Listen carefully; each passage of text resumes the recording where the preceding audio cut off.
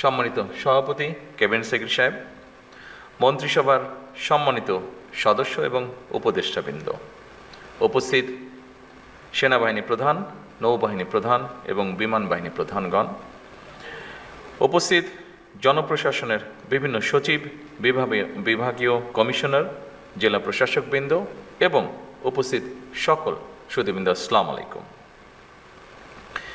একটি অবাধ, সুষ্ঠু এবং নিরপেক্ষভাবে অনুষ্ঠিত জাতীয় নির্বাচনে জনগণের রায় বিএনপি রাষ্ট্র পরিচালনার দায়িত্ব গ্রহণের পরে আপনাদের সঙ্গে আমার এটাই প্রথম আনুষ্ঠানিক একটি সভা বা বৈঠক। 12 ফেব্রুয়ারি জাতীয় নির্বাচন অনুষ্ঠানে আপনাদের সবাই হয়তো জেলা প্রশাসক হিসেবে সরাসরি জাতীয় নির্বাচনের সঙ্গে হয়তো সংশ্লিষ্ট ছিলেন না, তবে আপনারা প্রায় প্রত্যেকেই হয়তো যিনি যার অবস্থান থেকে প্রত্যক্ষ কিংবা পরোক্ষভাবে জাতীয় নির্বাচন পরিচালনা কার্যক্রমের সাথে হয়তো জড়িত ছিলেন। বিগত জাতীয় নির্বাচন পরিচালনায় পেশাদারিত্বের পরিচয় দিয়ে জনপ্রশাসনে যারা জাতীয় দায়িত্ব পালন করেছেন, আমি প্রথমেই তাদেরকে জানাই আন্তরিক অভিনন্দন এবং ধন্যবাদ। উপস্থিতিবৃন্দ, 12 ফেব্রুয়ারি নির্বাচনে জনগণের সামনে একটি বিষয় কিন্তু প্রমাণিত হয়েছে। জনরায়ের প্রতিফলন ঘটে, জনপ্রশাসনের পক্ষে সুষ্ঠু নির্বাচন পরিচালনা করা সম্ভব। আমি যেটি বলতে যাচ্ছি, জনপ্রশাসন যদি সঠিকভাবে কাজ করে তাহলে অবশ্যই জনগণের রায় যে প্রতিফলিত হয় সেটি আপনারা প্রমাণ করেছেন 12 তারিখের নির্বাচনে। অপরদিকে যদি আপনাদেরকে কাজ করতে না দেওয়া হয় তাহলে কি হতে পারে সেটি আমরা 14, 18 বা 24-এ দেখেছি। আমি সেই ডিটেইলে গেলাম না। আজকের এই জেলা প্রশাসক সম্মেলন অবশ্যই নতুন কিছু নয়। এটি জেলা প্রশাসকদের একটি নিয়মিত বাৎসরিক সম্মেলন। আজ থেকে এটি শুরু হবে এবং 6 মে পর্যন্ত এটি চলবে। জনস্বার্থে প্রশাসনের কি ভূমিকা পালন করা উচিত সেটি অবশ্যই আপনারা কম বেশি অবগত আছেন। এটি নিয়েও বোধহয় নতুন করে বিস্তারিত কিছু বলার নেই। তবে এটি যেহেতু বর্তমান গণতান্ত্রিক সরকারের সঙ্গে আপনাদের প্রথম আনুষ্ঠানিক বৈঠক, সেহেতু সরকারের গৃহীত নীতিমালা এবং জনপ্রশাসন সম্পর্কে সরকারের কিছু পদক্ষেপ বা পর্যবেক্ষণ এবং নির্দেশনা নিয়ে মূলত আমি আপনাদের সামনে কয়েকটি কথা তুলে ধরতে চাই বা বলতে চাই। একটি দেশের জনপ্রশাসনে পদোন্নতি কিংবা পোস্টিংয়ের জন্য যতগুলি প্রশাসনিক পদ রয়েছে, প্রতিটি পদই রাষ্ট্র এবং সরকারের জন্য অবশ্যই প্রয়োজনীয় এবং গুরুত্বপূর্ণ।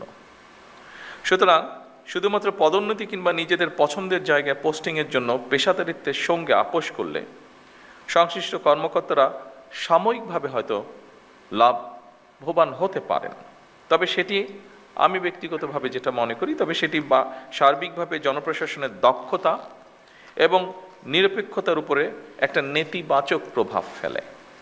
সুতরাং জনপ্রশাসনের কর্মকর্তাদের সব পদেই কাজ করার মানসিকতা থাকা জরুরি।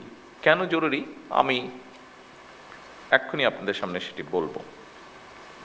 সবসময় নিজেদের পছন্দের পদে পদায়ন কিংবা পোস্টিং পাওয়ার মানসিকতাই কিন্তু জনপ্রশাসনকে হয়তোবা দুর্নীতিপরায়ণ এবং অপেশাদার করে তোলার অন্যতম একটি কারণ।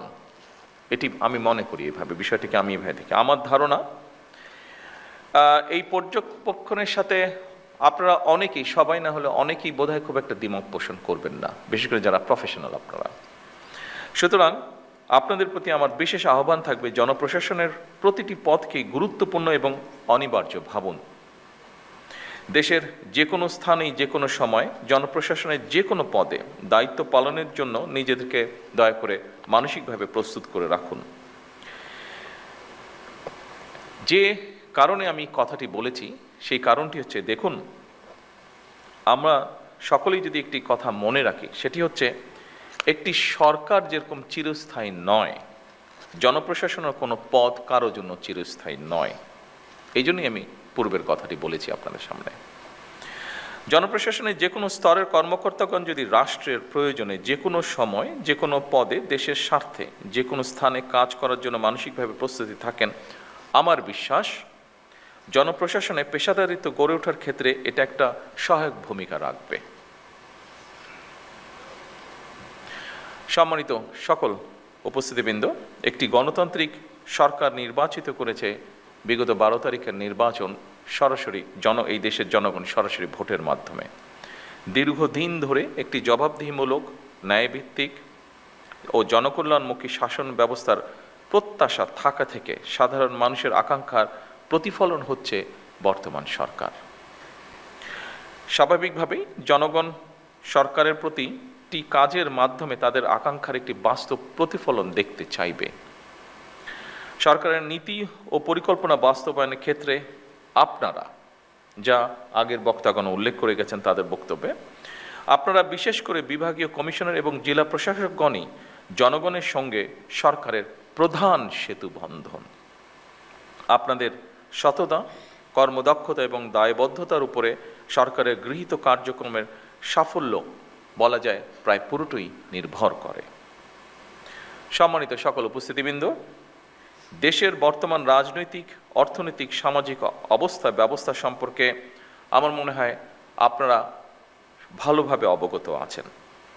দেশের ইতিহাসে সবচেয়ে ভঙ্গুর অর্থনীতি, দুর্বল বিভাজিত জনপ্রশাসন এবং অবনতিশীল আইন শৃঙ্খলা পরিস্থিতির মধ্যে বর্তমান সরকারকে কাজ শুরু করতে হয়েছিল।